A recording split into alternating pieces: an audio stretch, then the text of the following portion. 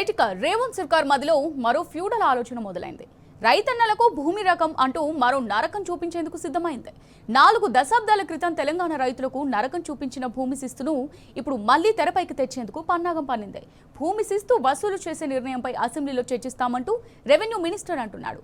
శిస్తు రసీదు ఉంటేనే భూమికి రక్షణ ఉంటుందని మాటలు చెప్తూ అన్నదాతలను దోపిడీ చేసేందుకు రెడీ అవుతోంది.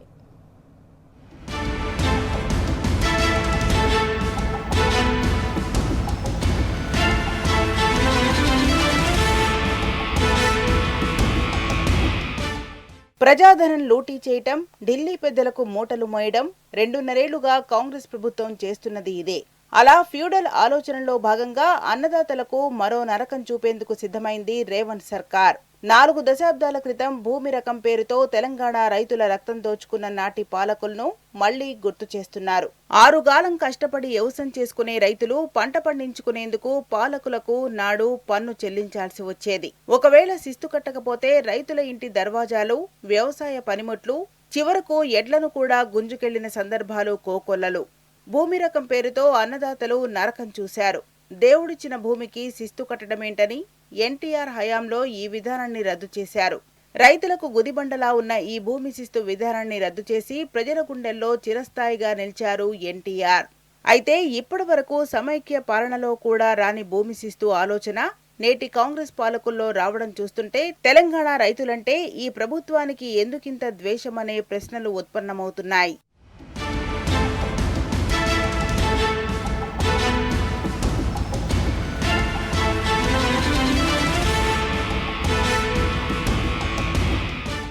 రెక్కలు అలిసేలా కష్టపడి దుక్కి దున్ని పండించిన పంటకు సరైన దిగుబడి రాక, దిగుబడి వచ్చిన పంటకు గిట్టుబాటు ధర రాక, అప్పులు చేసి తెచ్చిన పెట్టుబడి ఎల్లక రైతులు నరకయాతన అనుభవిస్తుంటే కొత్తగా భూమి శిస్తు విధానం తెస్తామనడం నియంత పాలనకు నిదర్శనమే.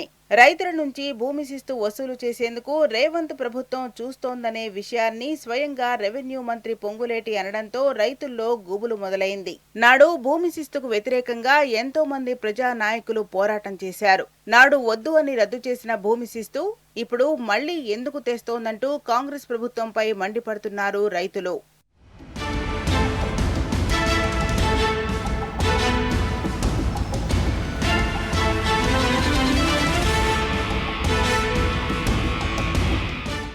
రాష్ట్రంలో ఎన్నో ఏళ్లుగా వ్యవసాయాన్నే జీవనాధారంగా లక్షలాది మంది రైతులు బతుకుతున్నారు. అందులో చాలా మందికి పట్టాదారు పుస్తకాలు, రికార్డుల్లో నమోదు చేయటంలో కాంగ్రెస్ ప్రభుత్వం పూర్తిగా విఫలమైంది. ఆ సమస్యను పరిష్కరించకుండా భూమికి రక్షణ ఉంటుందనే మాయమాటలతో భూమి శిస్తును వసూలు చేస్తామనడం అన్యాయమవుతుందని అంటున్నారు రైతులు. ఇప్పటికే రాష్ట్రంలో తహసీల్దార్ కార్యాలయాలన్నీ అవినీతి అడ్డాలుగా మారాయని, లక్షలాది దోపిడీ జరుగుతోందని అంటున్నారు.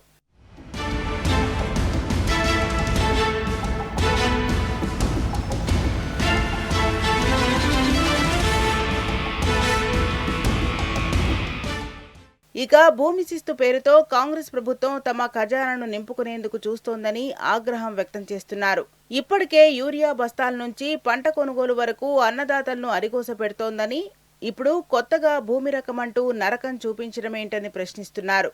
భూమి శిస్తు పేరుతో రైతులను దోచుకోవడమే రేవంత్ ప్రభుత్వం లక్ష్యంగా పెట్టుకుందని విమర్శలు వెల్లువెత్తుతున్నాయి.